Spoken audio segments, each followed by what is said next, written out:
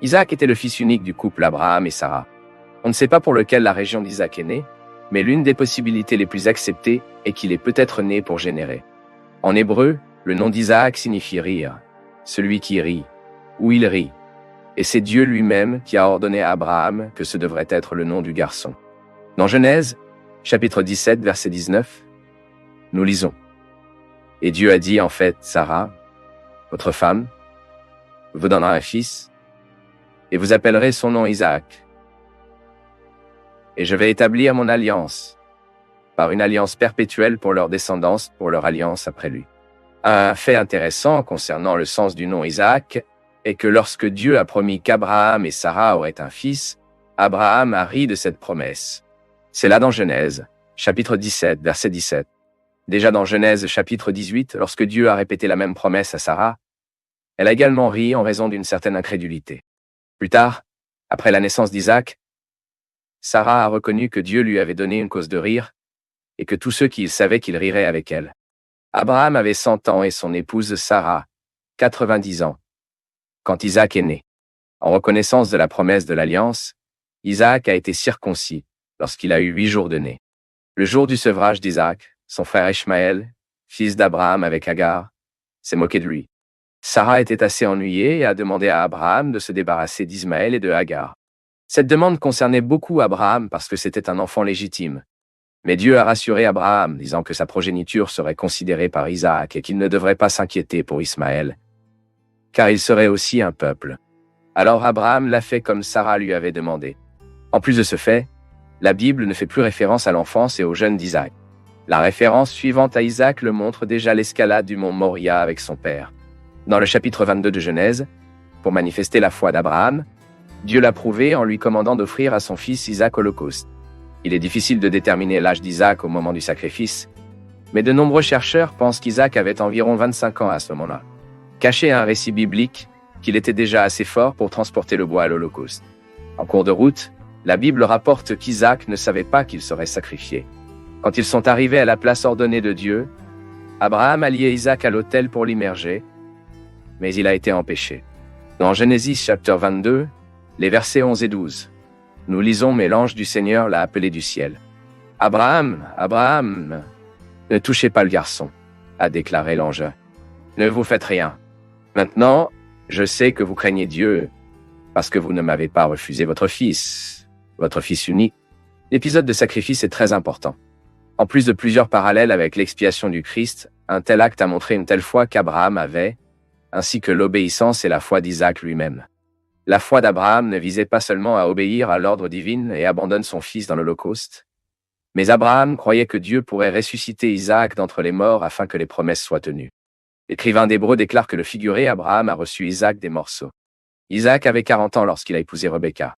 Dans le chapitre 24 de Genèse, Abraham a demandé à son serviteur de faire venir de ses pays, parmi ses proches, une femme d'Isaac.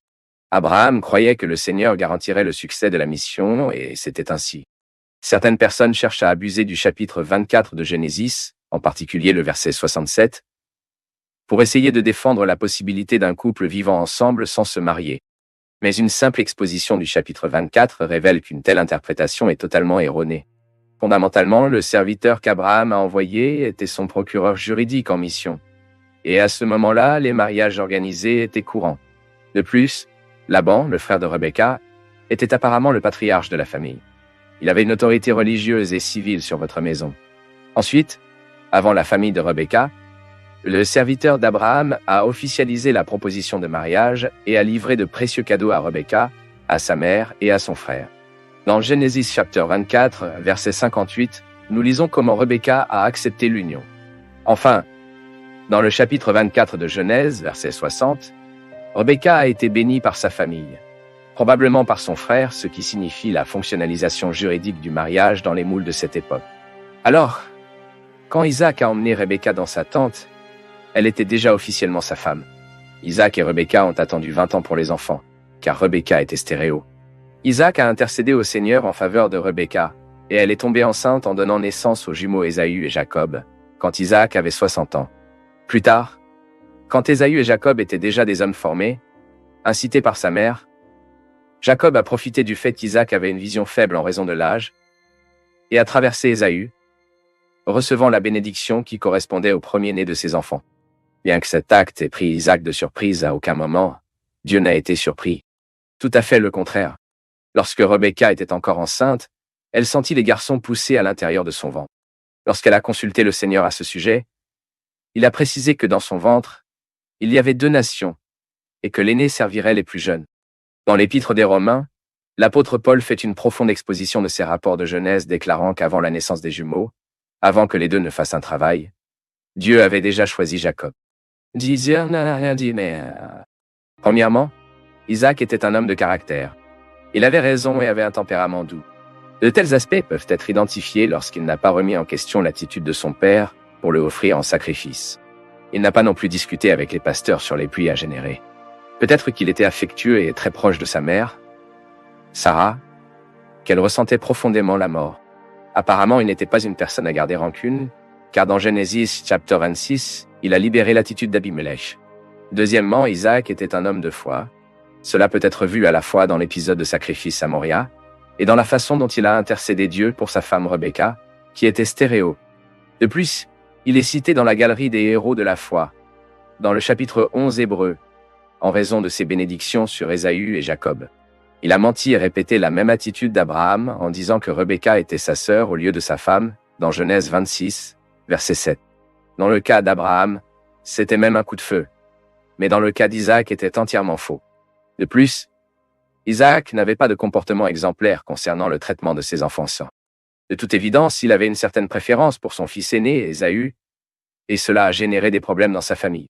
Certains chercheurs soutiennent que telle la préférence aurait pu être causée en réponse au favoritisme de Rebecca par Jacob. Dieu lui-même, qui a annoncé son nom, Abraham, avant sa naissance. Cinquièmement, Isaac est décédé à l'âge de 180 ans.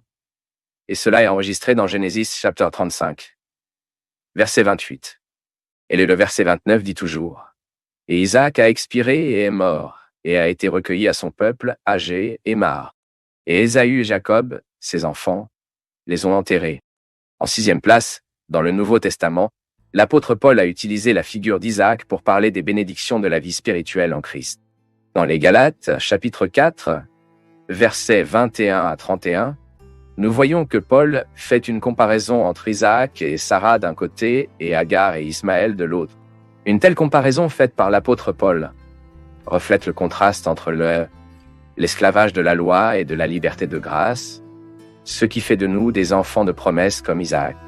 Ainsi, concluant, Isaac était le fils que Dieu a personnellement promis à Abraham et Sarah.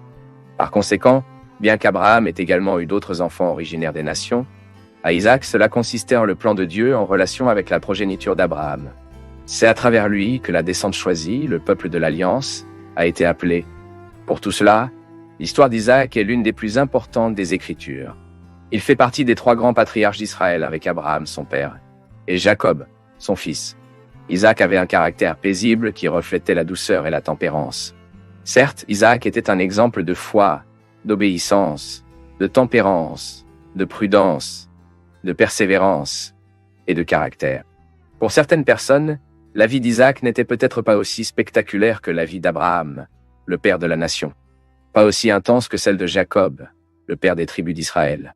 Cependant, sa relation avec Dieu l'a mis dans la galerie de héros de la foi.